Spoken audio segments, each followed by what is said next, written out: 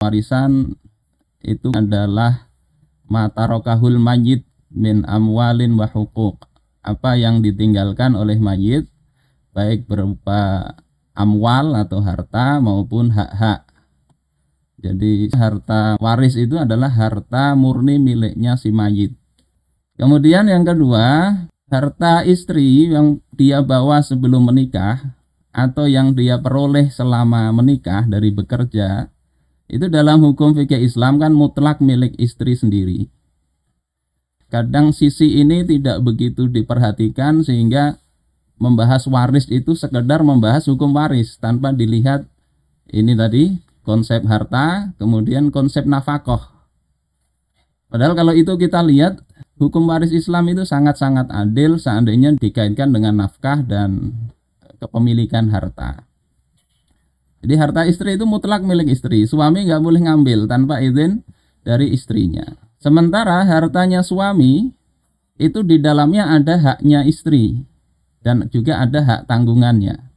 Sehingga kalau suami pelit misalnya, seperti misalnya dalam hadis itu Abu Sufyan dilaporkan oleh Hindun, maka kata Rasulullah Shallallahu Alaihi Wasallam, "Udhima yakfiki wa waladaki bil ma'ruf." Ambil yang memenuhi kebutuhan engkau dan anak engkau dengan cara yang ma'ruf.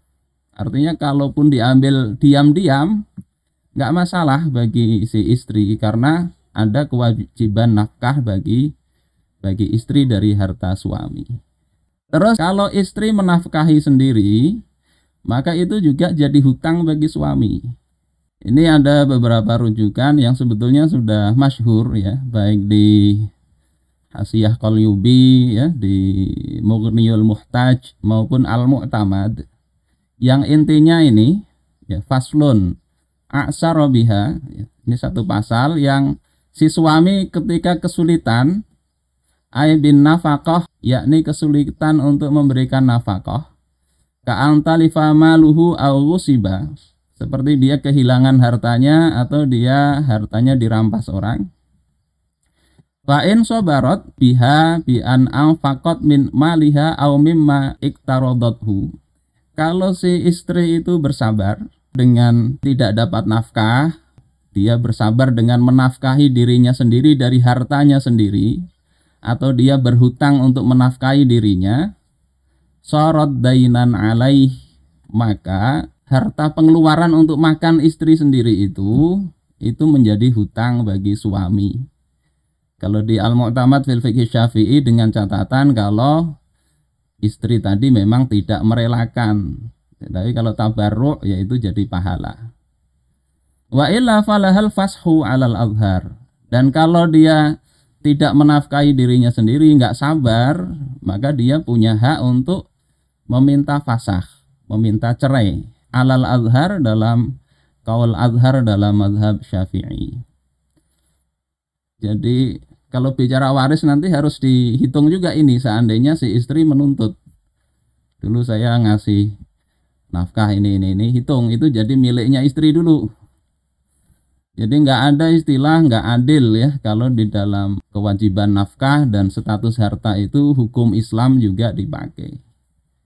Kemungkinan justru para suami yang merasa kesulitan. Nah itu kalau harta istri sendiri jelas, harta suami sendiri. Kalau harta bersama bagaimana? Ya, harta bersama ini dalam bab fikih masuk dalam kategori syirkah amlak. Yakni ayatamallaka sakhsoni fa aktar ainan min ghairi aqdi syirkah. Dua orang atau lebih memiliki suatu ain atau barang tanpa adanya akad syirkah. Jadi ini kepemilikan bersama tanpa ada akad. Maka itu menjadi harta bersama. Dan harta bersama ini konsepnya tidak dibagi 50-50, tidak. Tapi dibagi sesuai dengan bagian masing-masing. Berapa porsi kebersamaannya itu. Hukum asalnya begitu. Nah kalau tercampur bagaimana? Maka di dalam Bughyatul Mustarsyidin misalnya tidak boleh dibelanjakan sebelum jelas kepemilikannya. Jadi diperjelas dulu. Atau nanti sulhu ya, perdamaian. Kalau jelas persentasenya maka dibagi sesuai persentase, tidak mesti 50-50. Kalau tidak jelas persentasenya, maka kalau mau damai ya damai, dibicarakanlah berapa-berapanya. Kalau tidak mau damai, maka di situ dikatakan harta yang dikuasai oleh seseorang, baik itu suami atau istri, itu bisa dimiliki dengan sumpahnya. Kalau tercampur dan masing-masing bersumpah, maka kemudian ya hartanya dibagi dua saja.